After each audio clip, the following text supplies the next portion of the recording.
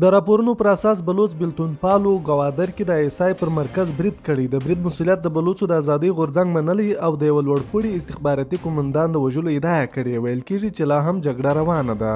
د اکثریت افغانانو هیله وه چې د نوي تعلیمي کال د پیل سره د نجونو پر تعلیم بلګېدلي بندیزونه لرې سي، خو د طالبانو د پوهنې وزیر حبیب الله اغا د نوي تعلیمي کال د پرانیستي مراسمو کې د نجونو د تعلیم په اړه بیخي هیڅ ونه ویل.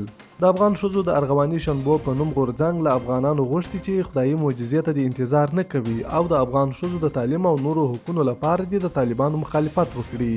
د ننګرهار ولایت د نازیان ولسوالۍ څخه سرچینې وایي چې وړمه شپه پاکستان پر دغې سیمې راکېټونه توغولي چې 2 تنکي ځوانان په شهادت رسولي دي.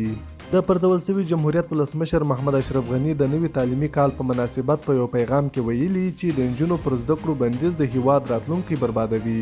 ښاغلي غني په هیواد کې د نجونو د تعلیم د پیل او د یو مشروع نظام پر جوړېدو ټینګار کړی دی.